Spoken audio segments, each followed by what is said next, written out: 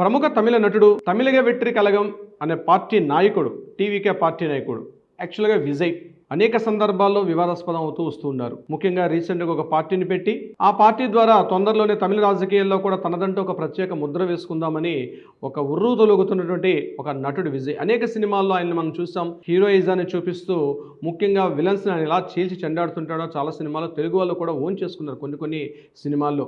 ఆ తమిళ నటుడు విజయ్ని అతని భార్య సంగీత అతని నుంచి విడాకులు కోరుతూ చెంగల్పట్టులో ఉన్నటువంటి కోర్టుని ఆవిడ ఆశ్రయించడం జరిగింది. ఇటీవల విజయ్కి రకరకాల సమస్యలు చుట్టుముడుతున్నాయని చెప్పడంలో ఎటువంటి సందేహం కూడా లేదు. ఇటీవలనే తమిళ నటి అయినటువంటి త్రిషతో ఆయనకు సంబంధాలు ఉన్నాయన్నట్టు అనేకటువంటి పత్రికలు, అదేవిధంగా కొంతమంది ఈ అన్నాడీఎంకే పార్టీ నాయకులు కూడా మాట్లాడుకోవడం మనం కొన్ని సందర్భాలు చూసాం కూడా. దాన్ని కన్ఫర్మ్ చేస్తూ ఇప్పుడు సంగీత 2021 సెప్టెంబర్ నుంచి 2022 ఫిబ్రవరి వరకు ఒక తమిళ నటితో ఆయన చాలా సాన్నిహిత్యంగా ఉన్నారని, ఈ విషయంపై నేను అనేక సందర్భాల్లో న్యాయవేత్తతో సహా మా కుటుంబ సభ్యులందరం కూడా కలిసి ఆయన మీద ఒత్తిడి తీసుకొచ్చామని, అయినప్పటికీ కూడా ఆయన వాటిని పక్కన పెట్టి ఆ స్త్రీతో వ్యక్తిగత సంబంధాలు ఆయన కొనసాగిస్తున్నారు.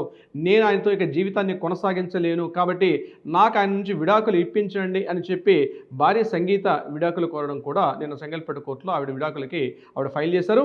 ఏప్రిల్ 20వ తారీఖుకి ఆ యొక్క వాయిదాని విచారణకు వాయిదా కూడా వేయడం జరిగింది. ఇక్కడ విశేషం ఏంటంటే రీసెంట్గానే ఆయన ఒక సందర్భంలో సుమారుగా ఒక 40 మంది ఆయన యొక్క పార్టీ యొక్క సభకు వచ్చినటువంటి 40 మందితో ఒక చనిపోవడం, అదొక వివాదమైంది. అంతేకాకుండా నటి త్రిషతో కూడా ఆయనకి సంబంధాలు ఉన్నట్టుగా వివాదం, భార్య సంగీత విడాకులు కోరడం, ఇవంతా కూడా ఒక విధంగా విజయ్కి ఎంత మేలు చేస్తాయా ఎంత కీడు చేస్తాయి అనేది భవిష్యత్తు మాత్రం నిర్ణయిస్తుంది. బట్ బహుశా ఏదైనప్పటికీ కూడా రాజకీయాల్లోకి వచ్చినటువంటి వ్యక్తి కొంత పారదర్శకంగా నీతి నిజాయితీగా ఉన్నట్టు వచ్చే విధంగా ఉండాలని చాలామంది కోరుకుంటున్నారు.